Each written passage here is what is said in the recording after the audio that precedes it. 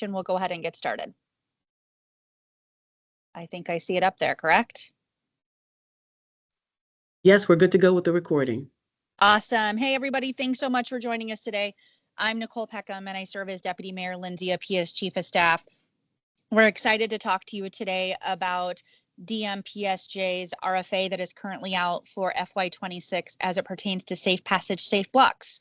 We're going to go through several slides today. I will not, unfortunately, be able to join you for the whole presentation, but we'll turn it over to Ciata and Jasmine. But a couple of things before we get started is that this presentation is going to be recorded. We will post a link to this presentation to the DMPSJ website. You'll see the funding opportunities header at the top, and then you'll see a choice for Safe Passage. And that is where a link to this presentation will live, as well as a link currently to the active RFA that we're here to discuss today, as well as questions as they're submitted into DMPSJ through our inbox. We're putting answers up there, and there is one that we just posted earlier today. So please remain on mute unless you are speaking. And one of the things that we will ask today's participants is please use the chat feature, the chat thread, if you have questions or comments. Sandra Villarreal, who is our grants management specialist, will be monitoring that thread for Ciata and Jasmine, and will be interjecting as appropriate to make sure that your questions are addressed. And then most importantly, like I said, there's different parts of slides where it'll say questions, and we'll address your inquiries there. But again, I'm Nicole Peckham. I serve as Deputy Mayor Appiah's Chief of Staff. And on the call today, we have Ciata Savoy, who is our Safe Passage Program Advisor, Jasmine Benab, who serves as our Safe Passage Program Operations Lead, and then Sandra Villarreal, who is our Grants Management Specialist here at DMPSJ. And I wanted to provide you a little bit about who we are and why we manage this program. So the Office of the Deputy Mayor for Public Safety and Justice, we provide direction and guidance and support to about 12 agencies, including the DC National Guard, to really develop and lead our interagency initiatives that are really about improving the quality of life in all of our district's neighborhoods. And we're so very proud to be the program that oversees Safe Passage Safe Blocks. A couple of the things I wanted to talk to you about with this program is that we're here today to talk about the FY26 Safe Passage Safe Blocks RFA. And this is really a program that enhances the safety of our students as they travel to and from school, with the goal of reducing incidents of violence in the priority communities through the Safe Passage Safe Blocks initiative. We use a community-based crime reduction model to improve student safety in the 12 priority areas through a host of ways, but primarily through violence intervention services and situational awareness from the street. And then we want to make sure that our Safe Passage ambassadors, who are the ones that are in the front line doing this work every school day, are trained to identify, intervene, and at times when safety to de-escalate, and then report violence that's happening against students. Our applicants for the Safe Passage Safe Blocks FY26 RFA can include public or private community-based organizations that have a valid DC business license to serve district residents. For-profit entities may apply, but it must not include profit in the budget. And one of the things that we're going to talk about in depth and what's new is that subcontracting entities must have a formal agreement in place at the time of submission of your application. And I'm going to leave it there. I'm so glad that many of you could join us today. And Ciata is going to talk to you about what's next and actually what's new in FY26 as it pertains to the Safe Passage program. So Ciata, why don't you share what's new? Thank you so much, Nicole, for the introduction and that opening and the information that you shared. So what's new in fiscal year 2026? What's new is our new pay rates for Safe Passage staff. Ambassadors will be paid $23.50 an hour for up to 25 hours a week. And so that that gets you to the $587.50 a week for Safe Passage ambassadors. Supervisors will be full-time staff that work 40 hours a week, and their pay rate is $28 for this upcoming year per hour. And the estimated amount for them is for pay for the week is $1,120. We're also implementing a personnel cap guidance. So personnel cost cap will be applied to all awarded grantees. That applies to both organizational staff and Safe Passage program staff. The maximum allowable personnel costs will be specified in the grant agreement, and grantees may not increase salaries or add new positions after the award is executed. So no grant adjustment notice, no GANs will be approved to exceed the personnel cap. What's also new is our rental policy. So rent must be reasonable, necessary, and safe passage specific. So required at the time of your application will be a draft lease or signed letter of intent. It must include the location, square footage, monthly costs, and use. Unallowable costs is mortgage, capital improvements, and security deposits. And if you have a shared space, we ask that you include a detailed cost allocation justification in your plan. As Nicole stated earlier, subcontracting, we do have a new subcontractor policy. So if you're using a subcontractor to deliver any portion of the work, each grantee must describe the subcontractor's qualifications and scope of work, and you must submit a fully executed agreement at the time of your application. The prime grantee remains responsible for all program oversight, compliance, and performance outcomes. And some contractor budgets must follow all DMPSJ cost rules and are subject to review and approval. Clearances. So this is new and a really important slide that we are implementing. We've always had clearances, but we're implementing standard staff clearances that include our CPR check, drug screenings, and our background checks. No deployment without DMPSJ approval will be allowed for this grant. In fiscal year 2026, grantees will have to secure a clearance vendor, fund the full clearance process, and submit a clearance packet to DMPSJ before onboarding any staff. So no reimbursement will be made from our office for a staff member until a clearance packet is submitted and approved to DMPSJ. Application review. The funding period for this grant is October 1, 2025 through September 30th, 2026.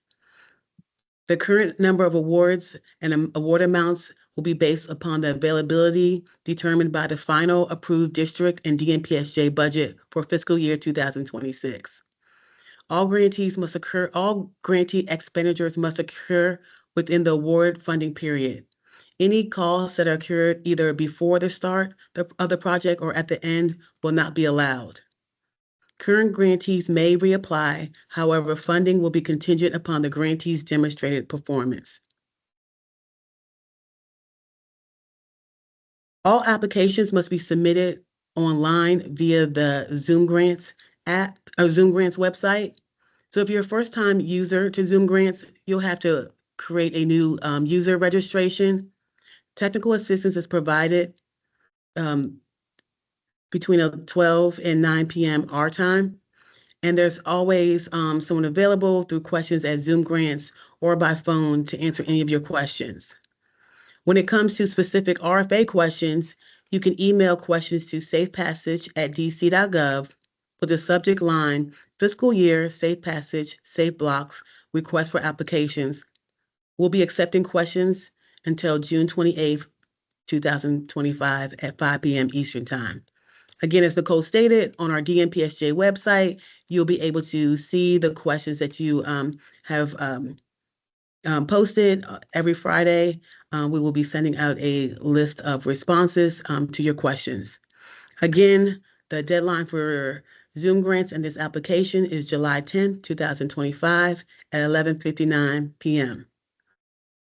And we anticipate notifying applicants early August who have been awarded a grant. So if you're a new user or returning user, when you go into the Zoom grant system, you will see a screen that shows the 2026 Safe Passage Safe Blocks application to click on, which will be an open program. And so you'll click on that to begin the application process. Okay, so I'm actually going to turn this over to my colleague, Jasmine Banab. She'll go through the rest of the application overview. On mute, sorry. Thank you, Seattle. So our the core required implementation, core responsibilities of the Safe Passage team is to monitoring of student commute routes within the assigned safe blocks priority areas, working collaboratively with schools, relevant DC government agency staff, and other Safe Passage teams, and the surrounding community to identify, intervene, diffuse, and report community violence. Supporting attendance by encouraging students to attend class daily and on time, positively engaging with students, families, businesses, civic associations, and community members within the priority area to build support for the Safe Passage program. Developing and maintaining networks of neighborhood contacts and relationships to enable detection of potentially violent conflicts so that program staff may intervene to de-escalate and mediate to prevent violence. Ensuring staff sustainability and participation in all trainings and technical assistance, whether provided through DMPSJ or for your organization. Collecting and analyzing program data to identify trends and ensure proper program implementation. The program model, eyes on monitoring and supervision. Ambassadors are stationed along community routes, not around school entrances, to monitor activity, engage students, and deter violence. DMPSJ will provide interactive route maps to support deployment throughout the school year. Staff should build rapport with students. This is under student engagement. Staff should build rapport with students and model positive behaviors. Engagement should be visible during school transitions and may include creative activities such as lunch pop-ups, outreach events. Also really encouraging that more bilingual staff are hired for this upcoming school year. Collaboration with key partners. Daily coordination with DMPSJ, MPD, WMATA, ONES, DYRS, schools, and others is required. Grantees must attend planning meetings and maintain open communication with partner agencies as needed. Staffing and clearances. Grantees must complete and fund all background checks, CPR, criminal, drug tests. No staff may be deployed until DMPSJ reviews and approves all clearance documentation. And this is what Seattle did mention earlier in the conversation, a reliable supervision and scheduling plan is also required. Data collection, require reporting, monthly, quarterly is required using DMPSJ templates. Participation in all related training and technical assistance is mandatory. Training, staff must complete required trainings on topics such as de-escalation, mediation, restorative justice, and youth development, plus any school-specific requirements. For the 2025-26 school year, Safe Passage initiatives will cover 12 priority areas and include predetermined routes that will be monitored by Safe Passage ambassadors. Just to name a few, I won't list all of them because they are listed: Anacostia, Brooklyn, Columbia Heights, Minnesota, which were also Minnesota and Deanwood, Potomac Avenue, Brightwood, Tenleytown. So DMPSJ urges applicants to restrict their applications to the number of priority areas that they can realistically serve. Please refer to the RFA for the complete list of routes and number of assigned ambassadors per priority area. DMPSJ strongly encourages applicants to prioritize full staffing of Safe Passage ambassadors as the central focus of their proposed budgets Ambassador coverage is the foundation of this initiative, and proposals should reflect a commitment to ensuring visible, consistent, and adequately staffed routes across both morning and afternoon shifts. And here just lists the list again, which is in the RFA, the priority areas, how many routes, and how many safe passage ambassadors there are. Staffing structure and compensation. So Safe Passage ambassadors, as we know, they're part-time. They're from 8 a.m. They have two shifts. Morning shift is 8 a.m. to 10 a.m. Afternoon shift is 2:30 to 5:30 p.m. We realized this year it was getting dark a little earlier, so we did switch up during daylight savings time. We adjusted the time to 2 to 5 p.m. just during daylight savings. As Theata mentioned earlier, the pay rate is now at $23.50 an hour, up to no more than 25 hours a week. $587.50 weekly. Deployment, no ambassadors should be out of eyesight of at least one coworker for safety. So making sure that we have them always in pairs. They don't have to be going, right next to each other. But as long as they're in eyesight on their routes, just in case of anything may come up that, just for safety measures, to make sure that we really want to make sure that they are in eyesight with each other. So making sure that you do pair them up. And then more of their detailed roles and responsibilities are also listed for you to review on the RFA. So supervisors, that's a full-time job, 8 hours daily shift, Monday through Friday. Pay rate now is $28 an hour. Provide daily oversight and field support to ambassadors teams. Again, the full description is in the RFA, as well as they should also ensuring that they are engaging with the schools on a weekly basis and being consistent with communication with schools as well on behalf of their Safe Passage ambassadors teams. Does anyone have any questions? Thank you, Jasmine, so much. It looks like some people don't have access to the chat, and so Sandra, Okay. could you read off a few questions, or do you want me to? That some people have put in the chat, and then we'll open up the floor for any additional questions.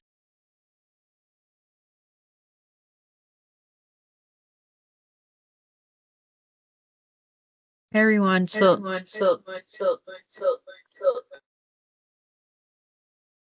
All right, I think I will go ahead. I'll go ahead and look at the questions in the chat. So it says, in regards to staff compliances, the grantee will not be reimbursed for clearances. Is that correct? And so in regards to staff compliances, the grantee will not be reimbursed for clearances. Is that correct? And so Sandra responded, the applicant should include the cost of clearances in their budget. Correct. So staff will, so yes, please include the cost of clearances in your budget when you submit your application so that we can approve that amount in your budget so that you are reimbursed. Will the grantee provide their own clearance company or will PLC still be used? Will there be any flexibility in the supervisor's salaries? So to answer the first question regarding the clearance company, so yes, the CBO will have to find their own clearance vendor. PLC will no longer be an option. And the next question is, will there be flexibility in the supervisor's salaries? And so we have listed the supervisor's salaries. I believe that question came in this week and we'll answer that on our website. And so please check back on our website for that question regarding supervisors. Anybody else have a question outside of the chat? Okay. Regarding a budget for staff trainings, would there be a set list of DMPSJ provided trainings provided to CBOs? In the training section that we just went over in the RFA, Jasmine talked about de-escalation and some other trainings that we're asking you to participate in. Those will be CBO-based trainings, and then we will provide a list of trainings to any grantees that are awarded. We'll provide a list of trainings that we plan to provide or sponsor or facilitate for the upcoming year. So in your budget, you can include trainings specifically for the ones that Jasmine listed in her section for de-escalation, conflict resolution, and those mandatory trainings. And we'll provide a DMPSJ sponsored training list if you're awarded as a grantee. Good. Okay. We'll give it another 30 seconds to see if anybody has questions, and then we will move on to the application section.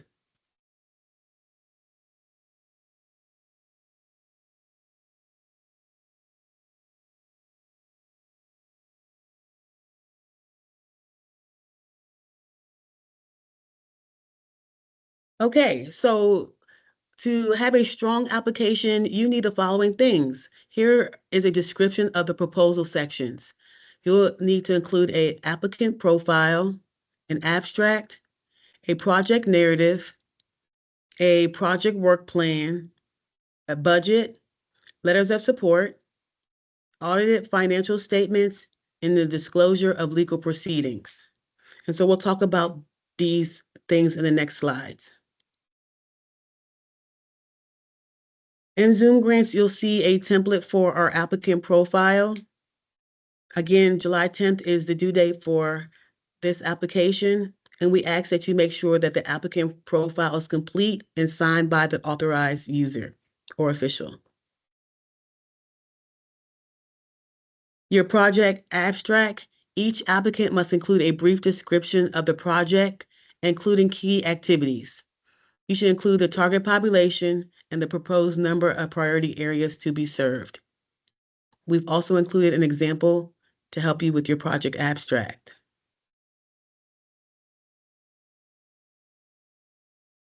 You should include a project narrative.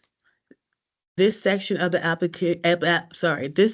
application should contain a description of activities that justify and describe the program to be implemented. The project narrative should include the following. It should identify the priority areas to be served, including any history of engagement or prior service in the proposed community. Describe your approach to support engagement, supervision, and monitoring, and the specific violence prevention or intervention strategies to be used, and explain how these activities will promote student safety. Use the maps and staffing minimums in Appendix I and Section 214 to describe the ambassador deployment plan. If requesting staff above the minimum, you should provide a justification for any additional personnel based on student needs or location complexity. Include a realistic timeline for project launch, including staffing or hiring plans. Describe the proposed work and how it aligns with the mission and core activities of your organization. And detail the intended impact on the community, with emphasis on how services will reduce violence and increase safety in priority areas. Informed service delivery. So each grantee must include a trauma-informed, community-informed, and evidence-based or informed in their application. So if it's trauma-informed, we want you to describe how we want you to show how you'll train staff to recognize and respond to trauma using culturally and developmentally appropriate strategies, monitor the fidelity of trauma-informed practices, create safe, predictable spaces for youth in vulnerable populations, and foster trust and empowerment through positive relationships. On the community forum, we're looking for applications that can show existing or planned partnerships in priority areas, which are commonly our schools, rec centers, and businesses, methods for ongoing engagement with the local community, and how you'll gather feedback from schools, students, and families. And lastly, how will staff collaborate with key agencies, which are typically our MPD, our WMATA ones, DYRS, and DPR partners. So for evidence-based or informed, we're looking for applications that align with research-based promises or best practices. incorporates evaluation data or tracked outcomes, and use data analysis to improve or adapt the program.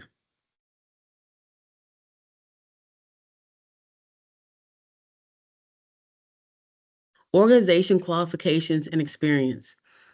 This section should include the capability of the applicant to fulfill the requirements of the RFA, including the name, and we're asking that you name and describe key staff and leaderships who will manage and deliver the program. Describe their ability to manage the teams and individual staff required for the program. Describe your approach to the hiring process, your plans for staff retention throughout the entire grant cycle, and the staff hours are checked for compliance with federal regulations and compliant with district employment laws. We ask that you describe any internal trainings or coaching or professional development that you plan to provide that can strengthen the performance, and highlight staff capacity in key service areas such as engagement, supervision, de-escalation, conflict resolution, and also provide information and evidence about the qualifications, experience, and expertise of your staff. And if applicable, we ask that you describe your experience managing grants, including programmatic oversight, compliance, and reporting. And lastly, we ask that you describe your financial and accounting systems, including any tools or staff roles used to manage funds using compliance and conduct internal reviews or audits. So we do ask for 2 letters of support be uploaded in our Zoom grant system. The letter should include a multidisciplinary base of support from within the selected priority areas. And so you can reach out to key stakeholders like our schools, other CBOs, MPD, WMATA, rec centers for those letters of support.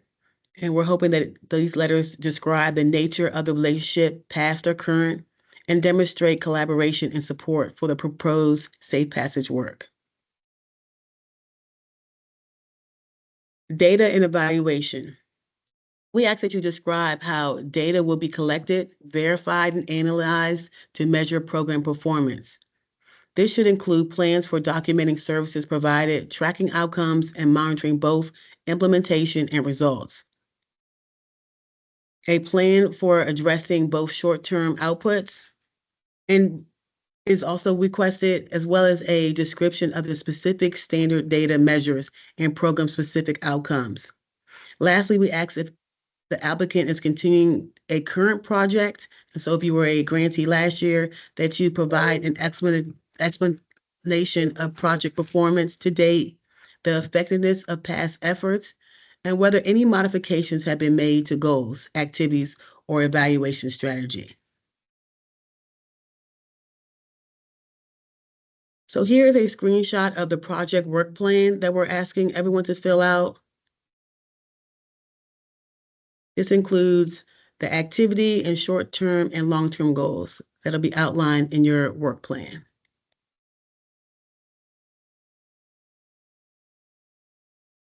And so your budget submissions. All budgets should be submitted through the DMPSJ template in Zoom Grants, which is an Excel document. Applicants must also enter budget information in the appropriate section in Zoom Grants. So we're also asking that you include a narrative and justification, and it should reflect the staffing assignments outlined on page 7 of the RFA. Personnel budget, we ask that if you have not hired any staff, that you put TBD, to be determined, in the space of the name of the individual that's not yet been selected. And we encourage applicants to prioritize full staffing of Safe Passage ambassadors, as they are the central focus of their proposed budgets. Ambassadors coverage is the foundation of this initiative, and so we really want budgets to be reflected on the groundwork. Here is a screenshot of the budget template that you will find in Zoom Grants. hopefully you can see the page, but this is like the third tab. So there's going to be instructions on the first two tabs, and the third tab is your budget, actual budget template. Proposal scoring. And so each section will be scored. The project abstract will be scored for 2.5%. The project narrative, 50%. The project work plan will be scored at 15%. The budget at 30%. And the 2 letters of support will be at 2.5%.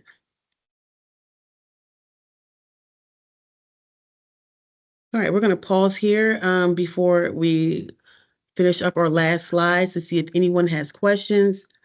It looks like there is a question in the chat that I'll answer, and then we'll open it up to the floor if anybody else has any questions. What is the turnaround approval time once the completed clearance packages is submitted to DMPSJ?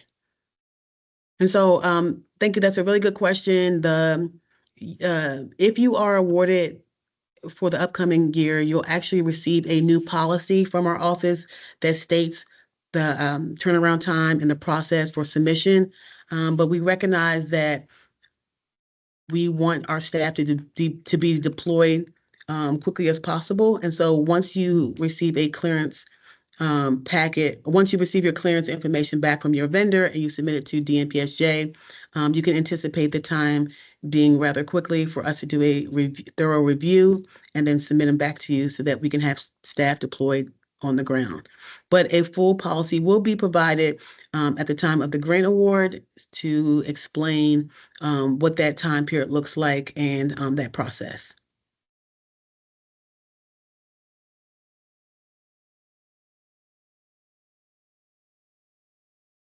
All right, we'll wait another 30 seconds and then we'll finish up with our last slides.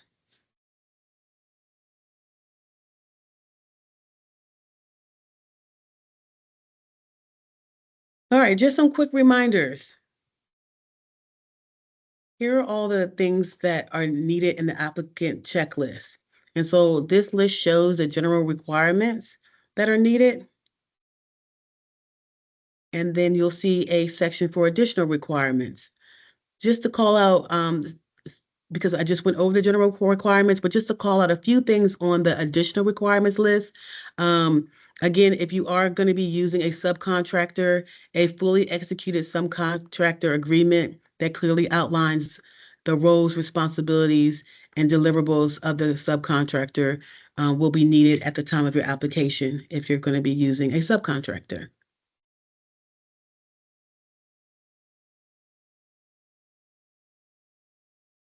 So here's some tips for your proposal. To make your proposal strong, make sure your applicant profile is completed and signed by the authorized official.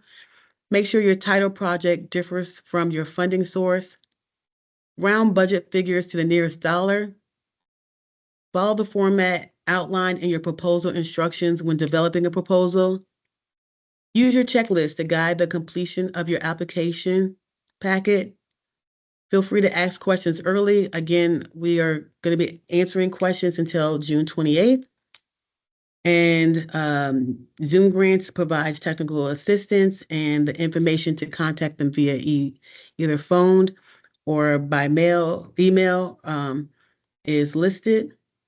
And the submission deadline is 11:59 on July 10th, 2025.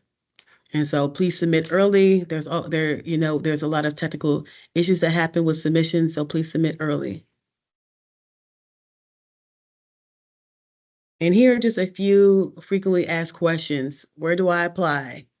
All applications must be submitted electronically at zoomgrants.com. Will partial applications be accepted? No, only complete applications will be considered for funding. What is the maximum award request amount? Applicants should prepare program budgets with reasonable expenses to operate a successful program. What is the best way to upload resumes, job descriptions, and contracts?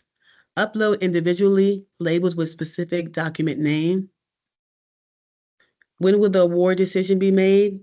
Notice of letters of intent will be sent and approved applicants early August 2025. Will there be a training or orientation? Yes, we do anticipate training happening August 14th through the 15th. And the last thing, we just want to open the floor again if there's any last minute questions.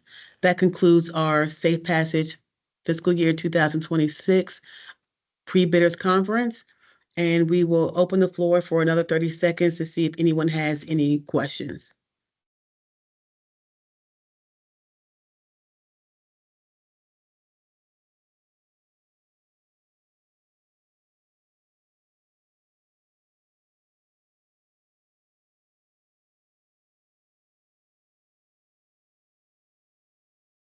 Well, thank you everyone for attending our safe. Oh, sorry, there is one more question. Staffing question. I know there's a set of number of Safe Passes ambassadors per site. However, due to budget constraints, should we be prepared for the number of ambassadors to change? In fiscal year 25, ambassador routes were reduced. So is this a possibility to happen again?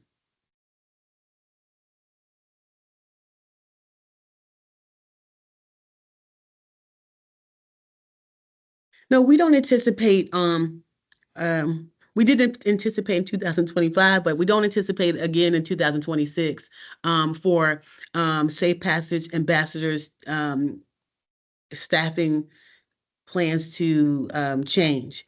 We feel that the numbers that we've provided are doable and realistic to the work, but there are minimums. And so at any time when you're doing your application, if you feel and can provide justification for more staff, for more Safe Passage ambassadors, feel free to do so. But we did provide a minimum staffing plan that we think aligns with the work and what we've seen on the ground this year. Derek, you have your hand up?